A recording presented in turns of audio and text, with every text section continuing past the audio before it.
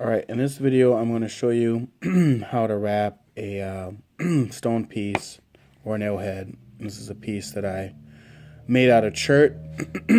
There's a front side and a back side. I just napped this out of a flake. It would be serviceable. I could go ahead and work the edges a little bit with a pressure flaker to make them a little bit sharper, and this would work just fine as an actual hunting tool.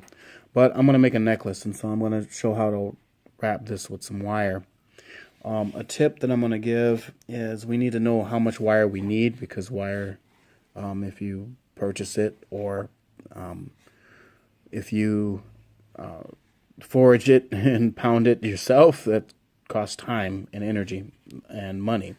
So I'm going to just take some regular cordage, and I'm just going to kind of give a wrap around that's going to loosely resemble what I'm trying to do.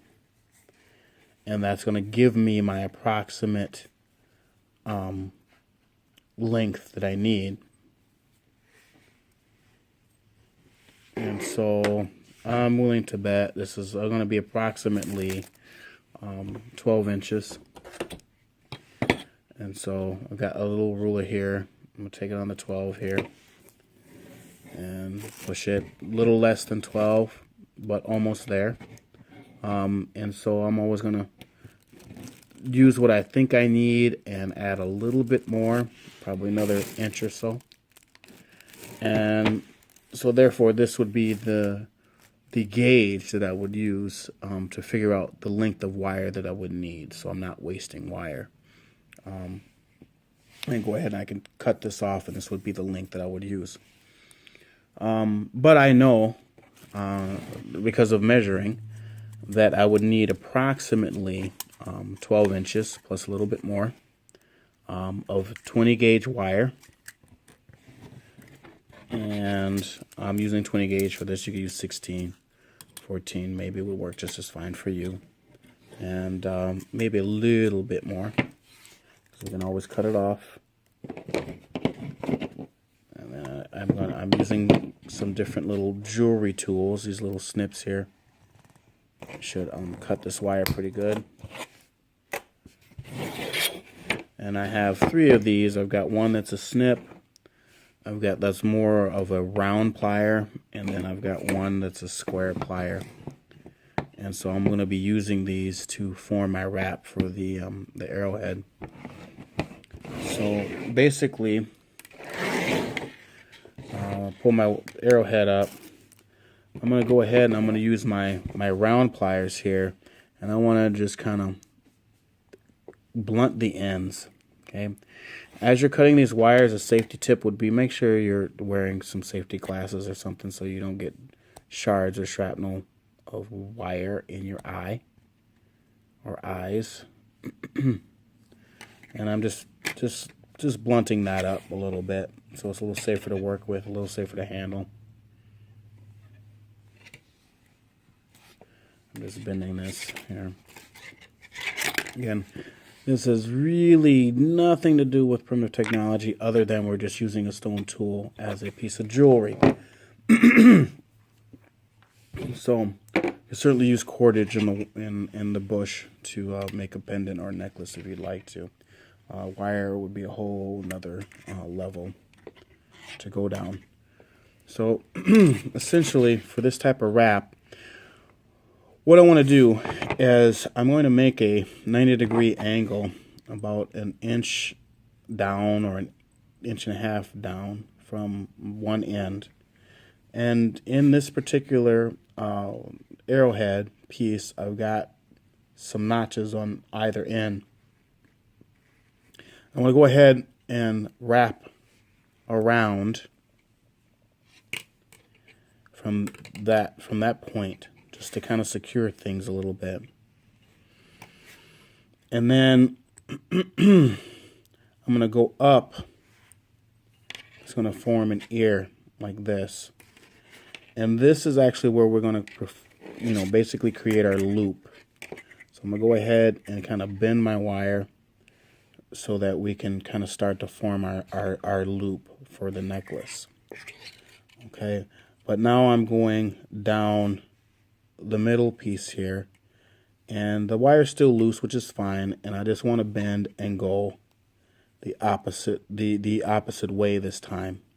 So now we have 2 loops on the front, and this time I can come up and I want to go down.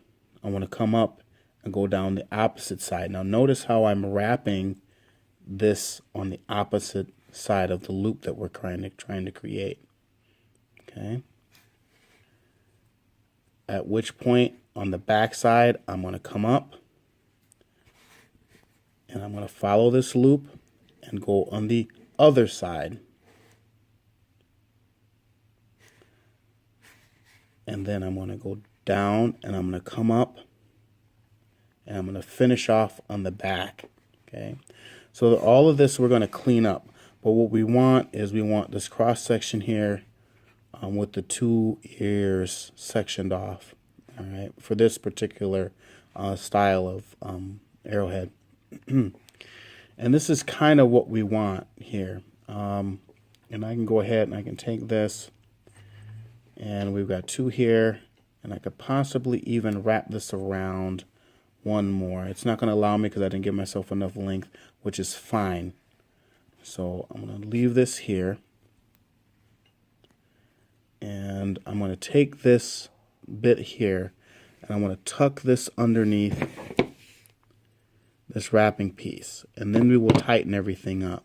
So I want to continue to move this front piece down, make sure it sets within the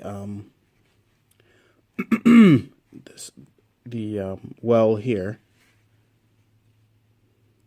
Force that down there. And we take some pliers and just kind of pull it through tight, like so. And then we can actually bend this back up, because that's where we want everything to kind of go. Backside is kind of ugly, but this is not the side that we're going to be showing. The front side is what we're going to concern ourselves with now. Okay, so to recap, we wrapped around, then we came up and we created our loop, and we continued to wrap to make to section off our 2 ears on this particular style. Now the thing is we're going to start tightening things up, but I want to take my pliers here. I want to start to position the wire in the section so everything looks nice. I'm going to start grabbing pieces here and pinching them together. Grab pieces and pinching them together and positioning them in the proper place.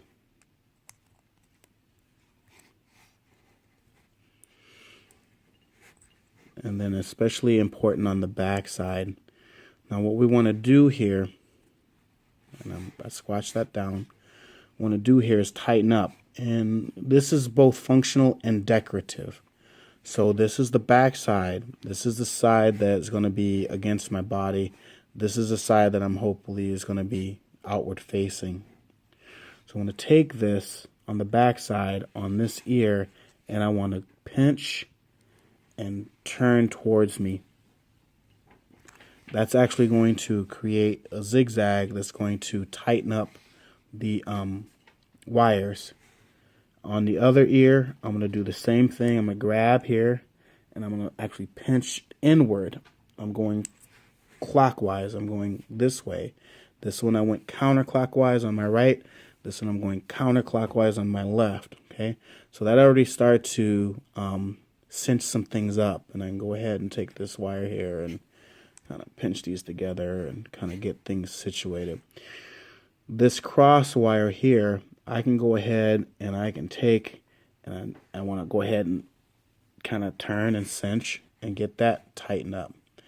What's going to happen is now we've kind of had a set here. We got a set that's going on.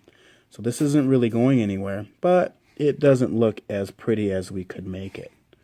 Okay, so at this point, on this ear here, I'm going to turn counterclockwise, and I'm going to create a lightning bolt.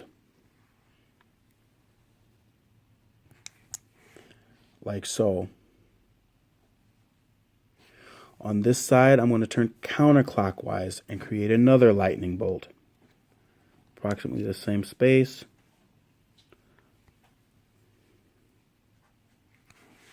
That further tightens things. So now we have a zigzag pattern. Now at this point, you could leave it at here and you just kind of can pinch things together and make sure that the wires are crossed. And that's one particular design or way you can finish off your wrapping for your arrowhead. Okay, and I just want to make sure that the wires are all looking about right. But I'm going to go a step further, and again, I'm going to do a pinch on the cross here. I'm going to do a pinch, and I'm going to twist counterclockwise towards the notch here, and I'm going to go towards the other notch and pinch counterclockwise to create this design. All right, and that kind of tightens things up pretty good, squares things up. The back is looking kind of ugly, but that's okay, because here's what we're going to do with the back. Lots of ways we could handle the back. My whole thing is to make sure that the ends here are not cutting you in the neck if you wear this around your neck. So that's really kind of my focus and the reason why I did it this way. So I'm going to take this end here that is long enough, which is the one that we started off. Remember, we started and then we started with a 90 degree and then we wound around. If this end is long enough, you can then start to wrap this around, and I'm using my flat nose pliers, jewelry pliers, and pinching the loop together, and then I can kind of embellish the piece by wrapping this around. Okay. Now there may be an occasion where I have to cut it because the sharp end is poking in the wrong direction or wherever. And this end here, I want to take and I want to kind of get this intertwined with it all. So I'm actually undoing this piece because I want to make sure that this is intertwined with everything else. Because to end it, what I want to do is I want to grab everything with my flat nose pliers and just do a twist. And that twist will help protect me and keep those pokey wires from poking me in my neck.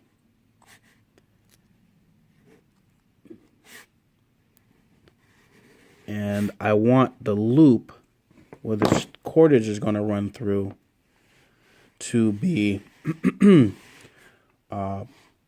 perpendicular to the inside, like so.